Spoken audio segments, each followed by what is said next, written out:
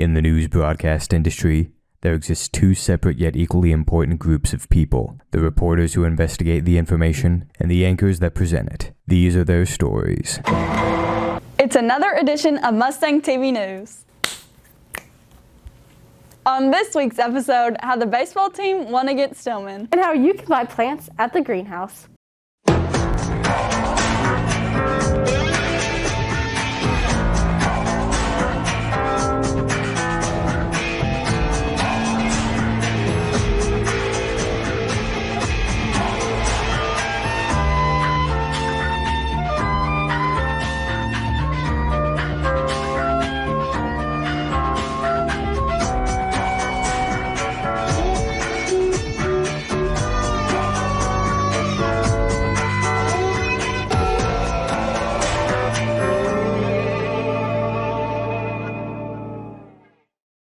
Welcome back to another edition of Mustang TV News. I'm Jessica Workman. And I'm Abby Grace Betts. This past week, the COED cheer team got the results to two competitions they have competed in during this past month. In their UCA Nationals competition, they came first place in the large varsity virtual division. Senior Avery Bailey says bringing home the school's 5th national championship is somewhat bittersweet. I think nationals going into it, we were a little bit disappointed at first that we weren't going to be able to compete in person, but once we realized virtual was the best option for us, we all kind of tackled it head on. Like, we were excited to see what's going to happen. We went into filming with like a really positive but like kind of naive mindset, not really knowing like what it would like consist of. It ended up being a pretty exhausting process, but after 2 weeks of going to the gym basically every day, in full competition attire, like in our makeup, hair, I think we worked harder than I think we have ever worked for something ever. And we got a really, really amazing end product that we were all extremely proud of. We put all of our hearts into that final take. And so it is definitely something for us to be proud of. And it did turn out in our favor. I'm extremely happy with the way it all happened, like with the results in UCA. So even though we weren't in person, this was a great opportunity for us in the midst of this crazy year, and it's really, really cool to say we are large COED virtual champions. The team also competed in a brand new competition called the America's Cup. It is a virtual competition composed of what are considered to be the top 20 scholastic teams in the country, disregarding style or division differences throughout the teams. As senior Elijah Patrick says, the purpose of the competition is to find out who is really the best cheer team in the country. When we submitted the best take that we had gotten, which was us hitting it with the steer raw score, I felt very confident in it, and it was basically one of the best feelings in the world to be competing against not only other co-ed teams, but all-girl teams and just teams that we've never even heard of. And it was just a great thing to be selected to participate in because they handpicked the schools, and it was just something that was good to be a part of the first ever competition about. Lastly, the COED cheer team is preparing to defend its state championship on May 14th against Graves County, who won a national championship in the large varsity in-person division this year at Nationals. We're again really, really excited about that, as it's usually we don't we take state seriously, but it's more of a preparation for nationals on a normal year. But this year we're kind of taking it as this is it. Like, this is our big dance. This is like what we've worked for this entire year. So I'm excited to get to travel up there with the team and kind of like go out of my cheer career and these past 4 years with an in-person competition at state. And even though we're going to be against Graves, which they did an amazing job also at Nationals. They competed in person and won large COED in person, whereas we won large COED virtual.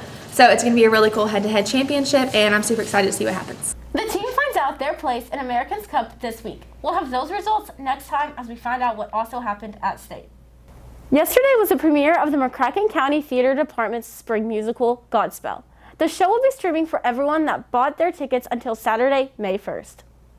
Every year, FFA has a fundraiser to make money for the ag department. They sell a variety of plants that the students spent the semester raising. And as Caroline Mendez explains, it's no small feat either. The fundraiser basically is for McCracken County High School FFA. So we sell all our plants in the River Valley Ag Credit Greenhouse for McCracken County FFA, and we use all that money to go on our trips, our state conventions, all the various competitions and events that our young students get to participate in. We'll be open Monday through Friday, 7:30 to 2 o'clock. and on Saturdays from 9 to 1 until we sell out, or May 21st. I think we'll probably sell out about the May 12th, May 13th mark. So if you want some plants, come on in and grab them. But none of this could have been possible without the contributions of the students. I've been doing this since I was a freshman, and I'm a senior now, so I've been doing this for 4 years. It's actually a lot of fun. I do a lot of leadership stuff, and speeches, yeah, they're stressful, but in the end, when you win, it's a lot of fun to deal with. FFA camp is probably my favorite thing about FFA, because you just get to go have fun at a summer camp, and there's no stress about it. Our greenhouse is open until the end of school, until hopefully we sell out, so we'll be here until we sell out of plants. The fundraiser will be taking place 7 a.m. to 2 p.m. on Mondays through Fridays, and 9 a.m. to 1 p.m. on Saturdays, and will continue until May 21st, or when supplies run out, so make sure to check it out before it's over. The KYAEA art competition's results have been released. Our school had a total of 9 winners out of 13 categories. A few of the categories are mixed media, ceramics, digital art, and sculpture. Students worked hard to meet the deadline and hoped they would get accepted and win the competition. On Sunday, May 16th, the prom king and queen will be announced at the senior dinner. The king and queen candidates were voted online by the whole senior class.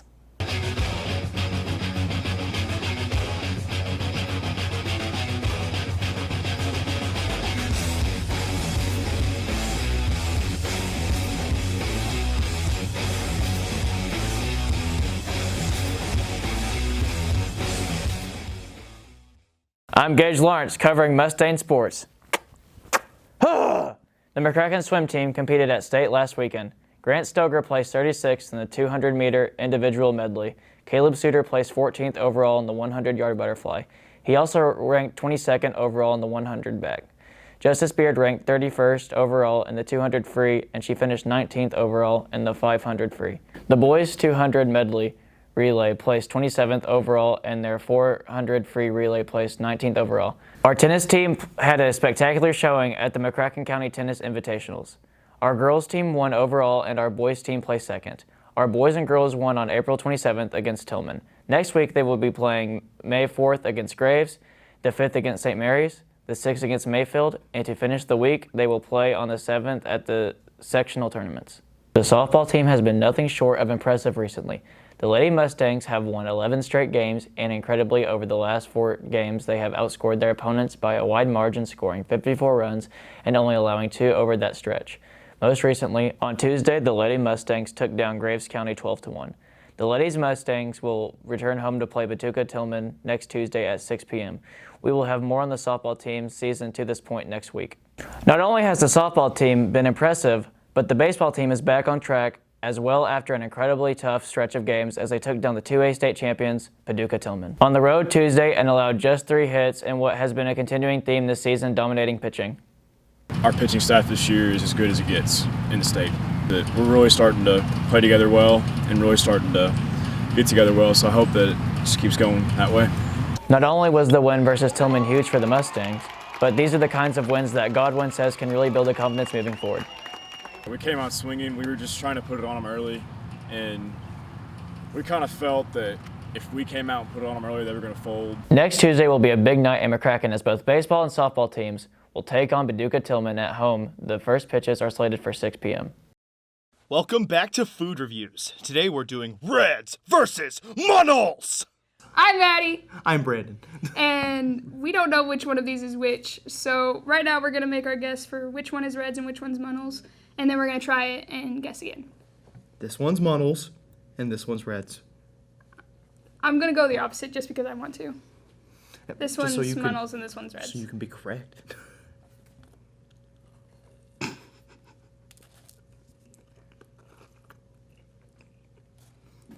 Well, it's a donut. It's the best donut in the country. I like it. It's like really creamy. And that's because it's glazed. But it's also like not disgusting, as I was hoping for.